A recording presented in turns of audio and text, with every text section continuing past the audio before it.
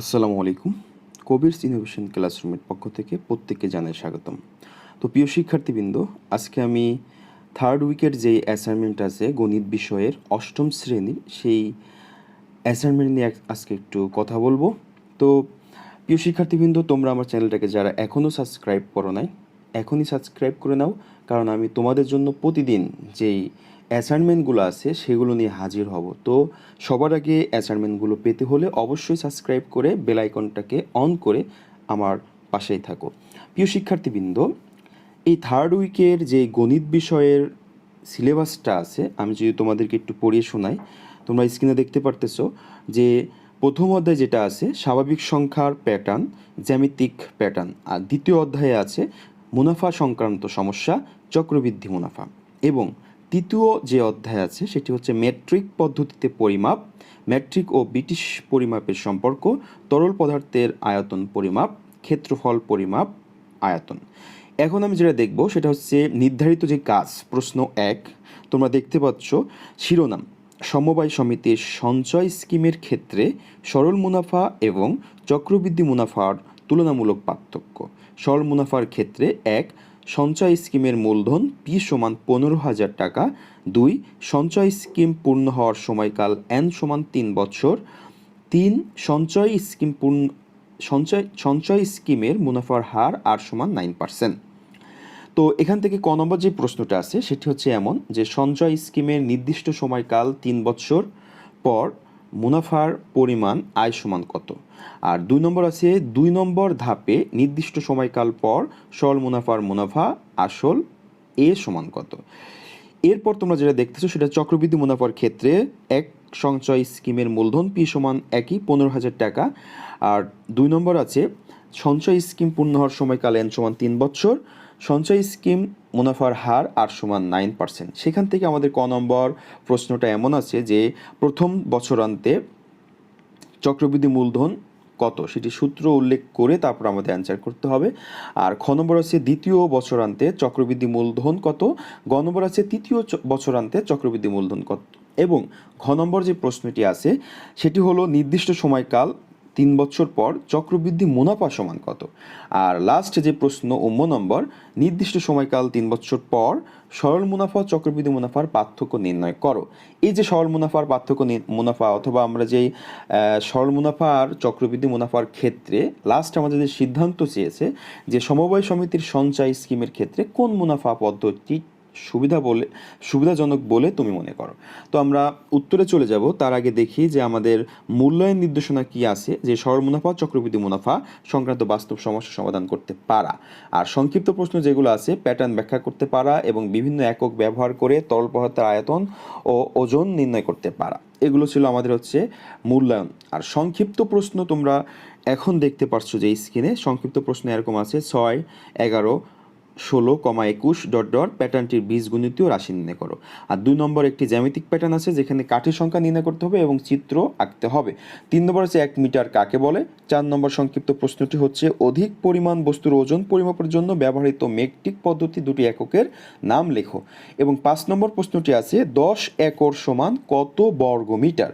6 নম্বর প্রশ্নটা আছে 160 সেন্টিমিটার সমান কত ইঞ্চি। এবং লাস্ট যে প্রশ্নটি আছে 7 নম্বর একটি ঘরের আয়তন আমাদের এখানে দেওয়া হচ্ছে 768,000 ঘন সেন্টিমিটার এবং বায়ুর তুলনায় পানির তুলনায় 0.0012 গুণ ভারী হলে ঘরটিতে বায়ুর পরিমাণ কত কিলোগ্রাম। প্রিয় শিক্ষার্থীবৃন্দ, চলো এখন আমরা মূল যেই সমাধান করব যেই নির্ধারিত কাজগুলো তোমরা চিত্রে দেখতে পাচ্ছ যে আমি তোমাদের সামনে একটা পেজ নিয়ে হাজির হয়েছি, পেজ নম্বর 1। তো পেজ নম্বর 1 করার আগে আরও দুটি কথা বলতে চাই যে কাভার পেজ তোমরা কিন্তু প্রত্যেকেই এখন অলরেডি শিখে ফেলেছো কীভাবে কাভার পেজটা ডেকোরেট করতে হবে, সাজাতে হবে, লিখতে হবে। তো সেই ক্ষেত্রে আমি কাভার পেজটা কিন্তু তোমাদের দেখালাম না, সরাসরি প্রশ্নে চলে যাচ্ছি। তো শিরোনামটা এরকম দিব আমরা যে আমি খাতায় প্রথম পেজে যেটা লিখেছি দেখো, সমবায় সমিতির সঞ্চয় স্কিমের ক্ষেত্রে সরল মুনাফা এবং চক্রবৃদ্ধি মুনাফা তুলনামূলক পার্থক্য। এরপর আমি 1, 2, 3 যেটি প্রশ্ন ছিল সেটা রেখেছি। এবং যে ক নম্বর প্রশ্নটা দেখো, প্রথমে আমাদের আছে সঞ্চয় স্কিমের সময়কাল 3 বছর পর মুনাফার পরিমাণ কত। সেই ক্ষেত্রে কিন্তু আমাদের মুনাফার মানটা বের করতে হলে আমরা জানি মুনাফা আয় সমান পি আর এন, তোমরা দেখতেছো লেখা আছে। সেই ক্ষেত্রে কিন্তু পি এর মান আমরা জানি মূলধন 15,000 টাকা, সময় এন সমান 3 বছর, মুনাফার হার সমান 9%। পার্সেন্ট উঠাতে হলে আমরা জানি 100 দিয়ে ভাগ করতে হয়। সেই ক্ষেত্রে 9কে যদি 100 দিয়ে ভাগ করি 9কে, সেক্ষেত্রে আমাদের আসে 0.09।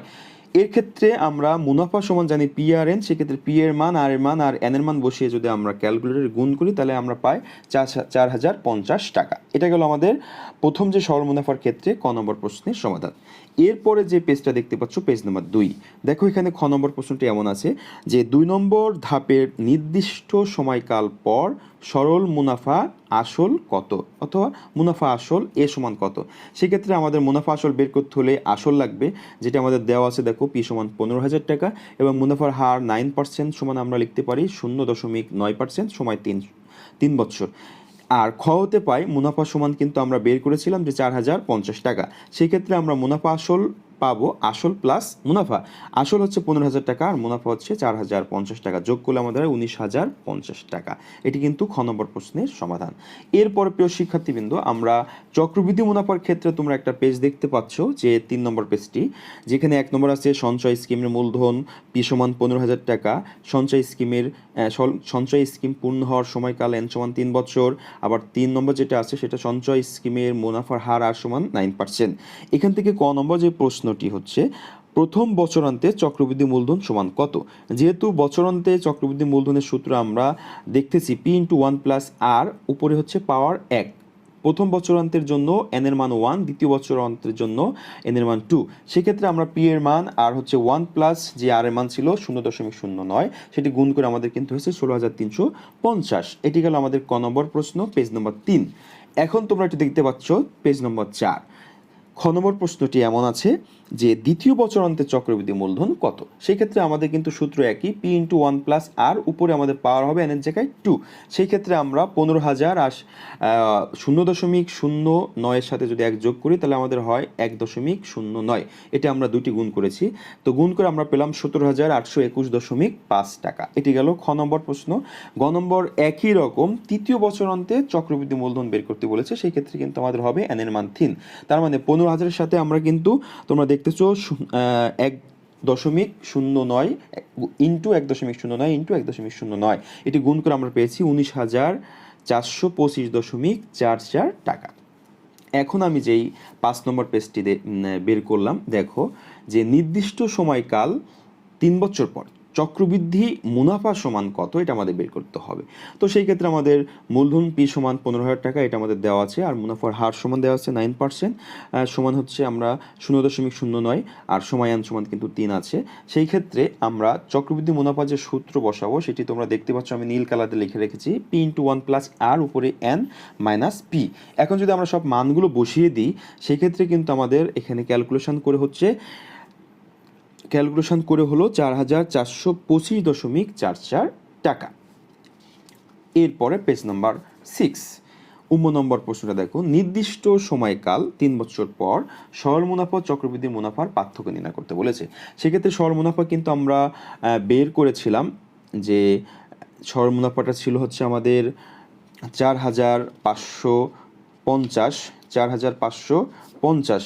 তো এই 4,550 এটা আমাদের সরল মুনাফা। এরপরে দেখো আমরা ঘ হতে পাই চক্রবৃদ্ধি মুনাফা আমাদের ছিল হচ্ছে 4,425.44 টাকা। সেই ক্ষেত্রে সরল মুনাফা ও চক্রবৃদ্ধি মুনাফা যদি পার্থক্য আমরা বের করি, তো 4,425.44 থেকে যদি 4,050 বিয়োগ করি তাহলে আমাদের কিন্তু থাকে হচ্ছে 375.44 টাকা।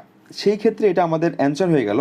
আর তোমাদের দেখো প্রশ্নে এরকম ছিল যে সমবায় সমিতির ক্ষেত্রে আমরা কোন পদ্ধতিটা বেছে নিব মনে করি বা সুবিধাজনক। সেই ক্ষেত্রে আমরা এখান থেকে সিদ্ধান্ত পেয়েছি, দেখো যে উপরোক্ত সঞ্চয় স্কিমের সরল মুনাফার চেয়ে চক্রবৃদ্ধির মুনাফা যেটা ছিল সেটা হচ্ছে 375.44 বেশি, যার কারণে কিন্তু সমবায় সমিতির ক্ষেত্রে সঞ্চয় স্কিমের ক্ষেত্রে আমরা চক্রবৃদ্ধি মুনাফা পদ্ধতিটা সুবিধাজনক বলে বেছে নিব।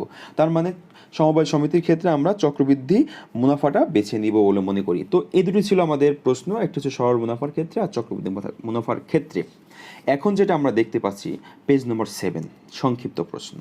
দেখো প্রিয় শিক্ষার্থীবৃন্দ, এখানে হচ্ছে 1 নম্বর যে প্রশ্নটা আছে সেটা 6,11,16,21 এই প্যাটার্নটির বীজগণিতের রাশি যদি আমরা বের করতে চাই তাহলে আমাদের অবশ্যই দেখো পার্থক্য বের করতে হবে, কারণ আমরা জানি প্যাটার্নের বীজগণিতীয় রাশি বের করতে হলে পার্থক্য দিয়ে বের করতে হয়।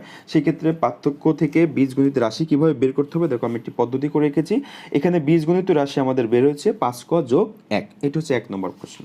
এখন আমি চলে যাচ্ছি পেজ নম্বর 8, যেটি হচ্ছে 2 নম্বর প্রশ্ন। তোমরা একটা জ্যামিতিক প্যাটার্ন দেখতে পেলে, যে জ্যামিতিক প্যাটার্নটা প্রথম যেই চিত্রটা আছে সেটি হচ্ছে 5টা কাঠি দ্বারা অঙ্কিত, আর পরে যে চিত্র আছে 7টি এবং পরের চিত্র আছে 9টি। সেক্ষেত্রে কিন্তু আমরা কাঠির যে তালিকা পাই সেটা 5,7,9 এভাবে চলতেছে।